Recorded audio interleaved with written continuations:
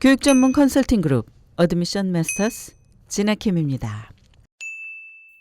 오늘의 질문은 대학 입시에서 부모의 바람직한 역할에 대한 질문입니다. 현재 하이스쿨 주니어들은 올 가을과 겨울 치열한 대학 입시를 치르게 됩니다. 부모들은 자녀의 대학 입시에 어느 정도 관여해야 할까요? 입니다. 답변을 드리겠습니다. 두말할 필요도 없이 대학 입시를 앞둔 티네이저의 부모 역할을 한다는 것은 보통 어려운 일이 아닙니다. 당연히 자녀는 부모의 도움을 바라고 또 필요로 합니다. 하지만 부모 입장에서 오버하는 것은 피해야 합니다. 부모는 가이드 노릇을 하면서 아이를 물질적으로나 정신적으로 지원을 해야 하지만 확실하게 선을 긋는 것 또한 필요합니다. 여기서 중요한 것은 입시 과정을 아이가 주도해야지 부모가 1에서 10까지 모든 스텝을 좌지우지하면 안 된다는 점입니다. 자녀에게 힘이 되어주되 지나친 간섭은 피하라는 것입니다. 팬데믹이 터진 후에 많은 대학들은 대입 학력 시험인 SAT와 ACT 점수 제출을 의무가 아닌 선택사항으로 변경을 했습니다. 명문대 합격을 노린다면 선택사항은 의무나 마찬가지입니다. 표준시험을 치러야 한다는 것입니다. 부모들은 입시를 앞둔 자녀가 SAT나 ACT를 준비하는 데 필요한 것을 지원하는 데 신경을 써야 합니다.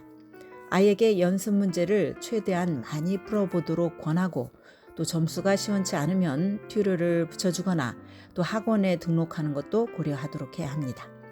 표준시험은 많아야 2번 정도 보는 것을 추천합니다.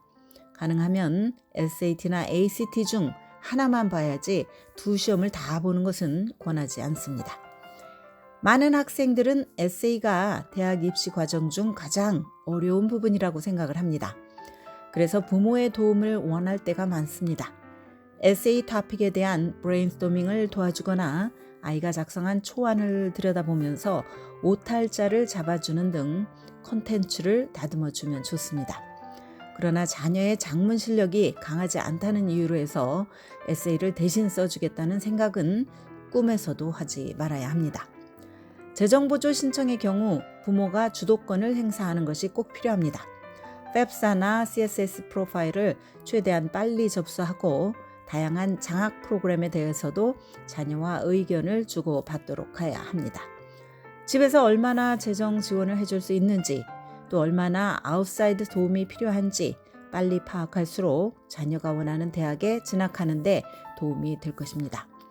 대학들로부터 복수의 합격 통보를 받을 경우에 자녀와 머리를 맞대고 어떤 학교를 최종 선택할지 고민해 주는 것도 좋습니다. 가정의 재정 상태를 점검을 하고 가능하면 결정을 내리기 전에 아이와 함께 합격한 대학들을 직접 방문할 것을 권합니다.